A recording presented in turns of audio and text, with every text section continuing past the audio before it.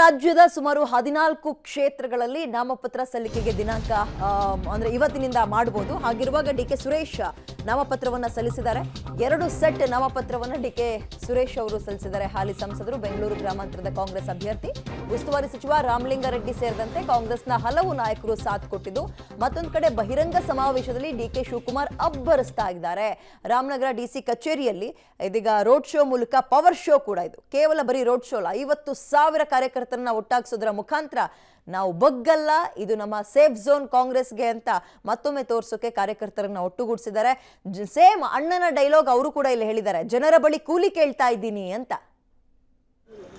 ಒಂದನ್ನ ನಾನು ಕುಮಾರಸ್ವಾಮಿ ಅವರಿಗೆ ನೆನಪು ಮಾಡ್ಲಿಕ್ಕೆ ಇಷ್ಟಪಡ್ತಾ ಇದ್ದೀನಿ.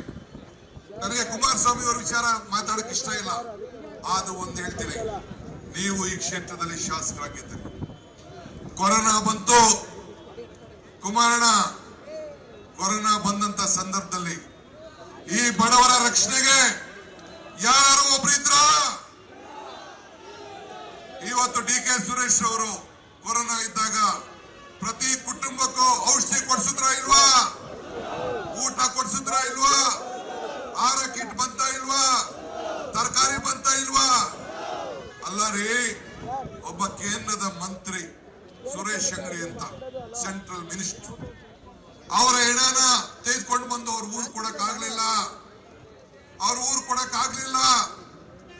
ಒಂದು ಫ್ಲೈಟ್ ಎಲ್ಲ ತೆಗೆದುಕೊಂಡು ಕೊಡಕ್ ಆಗ್ಲಿಲ್ಲ. ಅಲ್ಲೇ JCB ಡೆಲ್ಲಿಲಿ ತಳ್ಳಿಬಿಟ್ರು. ಎಷ್ಟೋ ಕಡೆ ಹೆಣ ಮುಟ್ಟಕ್ಕಾಗದೆ ತಲುಪಿದ್ರು. ಆದ್ರೆ ಡಿಕೆ ಸುರೇಶ್ ನಿಮ್ಮ ಹಾಸ್ಪಿಟಲ್ಗೆ ಹೋಗಿ PPE ಕಿಟ್ ಹಾಕಿ ಎಲ್ಲರಿಗೂ ಮನೆ ಮಾಡಿಸಿ ಹೆಣನ ಎತ್ಕೊಂಡೋಗಿ ಕನಕಪುರದಲ್ಲಿ ರವಿ ಅವರು ಸುಟ್ಟಿದ್ದು ಈ ದೇಶದಲ್ಲಿ ಒಂದು ಇತಿಹಾಸ ಅನ್ನೋದನ್ನ ಈ ಸಂದರ್ಭದಲ್ಲಿ ಯಾರಿಗಿದೆ ಹೃದಯಂತಿಕೆ? ಯಾರಿಗಿದೆ ಮಾನವೀಯತೆ? ಕುಮಾರಣ್ಣ ಎಲ್ಲೋಗಿದೆ? ನಿನ್ನ ಅಭ್ಯರ್ಥಿ ಎಲ್ಲೋಗಿದ್ದ? ನಿನ್ನ ಕುಟುಂಬ ಎಲ್ಲೋಗಿತ್ತು? ಇದಕ್ಕೆ ನೀವು ಮೊದಲು ಉತ್ತರ ಕೊಡಬೇಕು. ಈ ಮತದಾರರಿಗೆ ಇದು ಉತ್ತರ ಕೊಡಬೇಕು.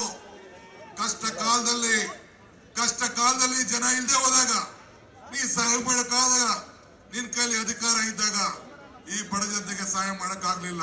ಇಲ್ಲಿ ಹಾಸ್ಪಿಟಲ್ ನಿಂತಿದೆ, ಯಾರು ಕಟ್ಸಿದ್ರು? ಸಿದ್ದರಾಮಯ್ಯನ ಸರ್ಕಾರದಲ್ಲಿ DK ಶಿವಕುಮಾರ್ ಈ ಹಾಸ್ಪಿಟಲ್ ಕಟ್ಸಿದ್ರು. ಈಗ ಅಧಿಕಾರ ಇಲ್ಲದೆ ಈಗ ನೀನೇನು ಅಧಿಕಾರ?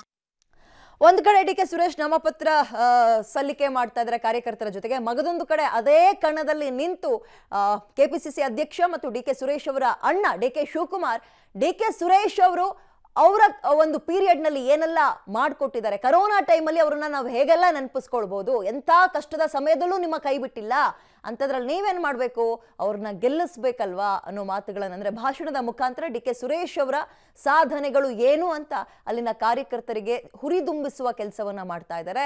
ಬೆಂಗಳೂರು ಗ್ರಾಮಾಂತರದ ರಣಕಣ ಕ್ಷಣಕ್ಕೂ ರಂಗೇರ್ತದೆ. ಬಹಳ ಹೈ ವೋಲ್ಟೇಜ್ ಕ್ಷೇತ್ರ.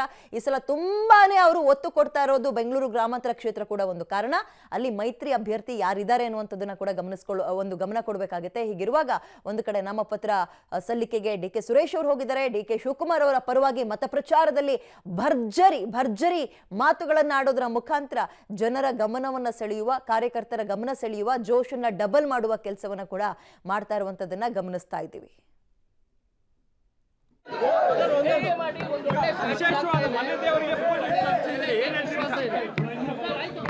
ವಿಶ್ವಾಸ ಇದೆ, ಜನರ ಸೇವೆ ಮಾಡಿದ್ದೀನಿ, ಕೂಲಿ ಕೇಳ್ತಾ ಇದ್ದೀನಿ, ಕೂಲಿ ಕೊಡ್ತಾರೆ. ಎಲ್ಲರೂ ವಿಶ್ವಾಸ ಇದೆ, ಜನರ ಸೇವೆ ಮಾಡಿದ್ದೀನಿ, ಕೂಲಿ ಕೇಳ್ತಾ ಇದ್ದೀನಿ, ಕೂಲಿ ಕೊಡ್ತಾರೆ.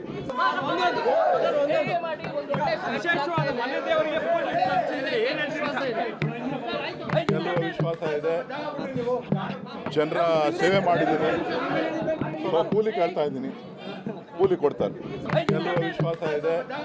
ಓಕೆ, ಇದು ಡಿಕೆ ಸುರೇಶ್ ಅವರ ಮಾತು. ಜನರ ಬಳಿ ಕೂಲಿ ಕೇಳ್ತಾ ಇದ್ದೀನಿ, ಅವರ ಸೇವೆ ಮಾಡಿದ್ದೀನಿ, ಕೂಲಿ ಕೇಳ್ತಾ ಇದ್ದೀನಿ ಅಂತ ಹೇಳೋದ್ರ ಮುಖಾಂತರ ಭಾವನಾತ್ಮಕವಾಗಿ ಒಂದು ಸ್ಟೇಟ್ಮೆಂಟ್ ಅನ್ನ ಕೊಟ್ಟಿದ್ದಾರೆ. ಇದೇ ಹೇಳಿಕೆಯನ್ನ CM ಆಗ್ತಾರೆ ಡಿಕೆ ಶಿವಕುಮಾರ್ ಅನ್ನೋ ಸಂದರ್ಭದಲ್ಲೂ ಕೂಡ ಅವರ ಅಣ್ಣ ಹೇಳಿದ್ರು. ಅದೇ ಡೈಲಾಗ್ ಇಲ್ಲಿ ರಿಪೀಟ್ ಮಾಡಿದ್ದಾರೆ ಇವರು. ಮತ್ತೆ ಇವತ್ತು ನಾಮಪತ್ರ ಸಲ್ಲಿಸಿದ್ದಾರೆ. ನಮ್ಮ ಎಲ್ಲ ಶಾಸಕರು, ವಿಧಾನ ಪರಿಷತ್ ಸದಸ್ಯರು, ಹಾಗೆ ಮುಖ್ಯಮಂತ್ರಿಗಳು, ಉಪಮುಖ್ಯಮಂತ್ರಿಗಳು ಎಲ್ಲರೂ ಕೂಡ ಬಂದಿದ್ದಾರೆ. ಮತ್ತು ಗೆಲ್ಲೋದ್ರಲ್ಲಿ ಯಾವುದೇ ಸಂಶಯ ಇಲ್ಲ. ಚುನಾವಣೆ ಆಗಬೇಕು. ಜನ ಯಾರು ಕೆಲಸ ಮಾಡ್ತಾರೆ ಅಂಥವ್ರಿಗೆ ಮತ ಹಾಕ್ತಾರೆ ಅನ್ನೋ ವಿಶ್ವಾಸ 100% ಭಾಗ ನನಗಂತೂ ಇದೆ.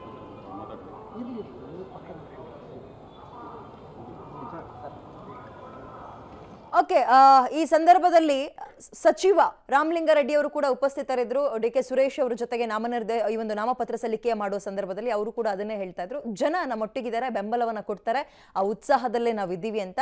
ಹೌದು, ಬೆಂಗಳೂರು ಗ್ರಾಮಾಂತರ ರಣಕಣ ಕ್ಷಣ ಕ್ಷಣಕ್ಕೂ ರಂಗೇರ್ತಾ ಇದೆ. ಇಡೀ ಕ್ಷೇತ್ರಾದ್ಯಂತ ಸಂಚರಿಸಿ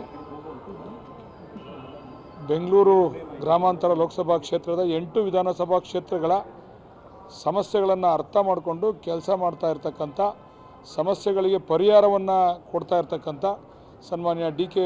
ಸುರೇಶ್ರವರು ಇವತ್ತು ನಮ್ಮ ಉಸ್ತುವಾರಿ ಸಚಿವರಾದಂಥ ರಾಮಲಿಂಗಾರೆಡ್ಡಿ ಅವರ ನೇತೃತ್ವದಲ್ಲಿ ಇವತ್ತು ನಾವು ಉಮೇದುವಾರಿಕೆಯನ್ನು ಸಲ್ಲಿಸಿದ್ದಾರೆ.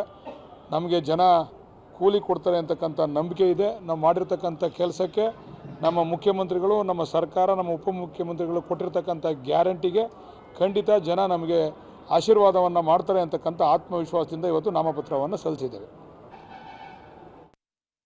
ಓಕೆ, ಇದೀಗ ಇವರ ಮಾತುಗಳೊಂದಿಗೆ ಗಮನಿಸಬೇಕಾಗಿರೋದು, ಗ್ಯಾರಂಟಿಯ ವಿಶ್ವಾಸದಲ್ಲಿ ಇಡೀ ಕಾಂಗ್ರೆಸ್ ಪಕ್ಷ ಇದೆ. ಡಿ.ಕೆ. ಸುರೇಶ್ ಅವರ ಪರವಾಗಿ ಇಷ್ಟೂ ಜನ ನಾಯಕರುಗಳು ಅವ್ರ ಜೊತೆಯಲ್ಲಿದ್ದರು. ಇವತ್ತು ಉಮೇದುವಾರಿಕೆ ಸಲ್ಲಿಕೆ ಮಾಡಬೇಕಾದ್ರೆ ಮಗದೊಂದು ಕಡೆ ಡಿ.ಕೆ. ಶಿವಕುಮಾರ್ ಅಬ್ಬರಿಸ್ತಾ ಇದ್ದಾರೆ, ತಮ್ಮನ್ನ ಪರವಾಗಿ ಮತ ಕೇಳ್ತಾ ಇದ್ದಾರೆ.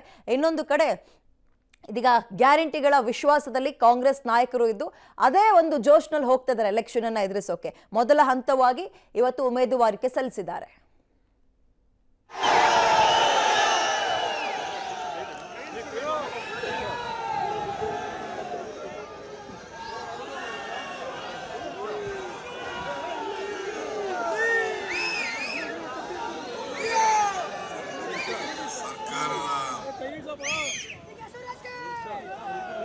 ಮುಖ್ಯಮಂತ್ರಿಗಳಾದಂಥ ಪ್ರದೇಶ ಕಾಂಗ್ರೆಸ್ ಸಮಿತಿಯ ಅಧ್ಯಕ್ಷರು ಆದಂಥ ಶ್ರೀ ಡಿ.ಕೆ. ಶಿವಕುಮಾರ್ ಅವರ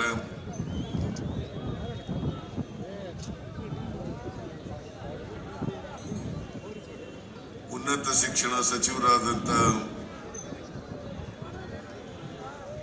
ಶ್ರೀ ಸುಧಾಕರ್ ಅವರ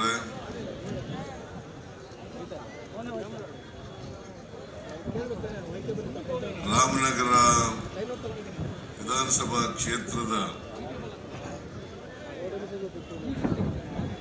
ಶಾಸಕರಾದಂಥ ಇಕ್ಬಾಲ್ ಅವರ ಅಖಿಲ ಭಾರತ ಯುವ ಕಾಂಗ್ರೆಸ್ಸಿನ ಅಧ್ಯಕ್ಷರಾದಂಥ ಶ್ರೀ ಶ್ರೀನಿವಾಸ್ ಅವರ ಸಚಿವರಾದಂಥ ಮಂಕಾಳ್ ವೈದ್ಯ ಅವರ ಉತ್ತರ ಕನ್ನಡ ಜಿಲ್ಲೆಯವರು ಪರಿಚಯ ಇದೆಯಾ ನಿಮಗೆಲ್ಲ? ಮೀನುಗಾರಿಕೆ ಮತ್ತು ಬಂದರು ಸಚಿವರು, ಮಾಜಿ ಶಾಸಕರಾದಂಥ ಶ್ರೀ ಲಿಂಗಪ್ಪನವರ,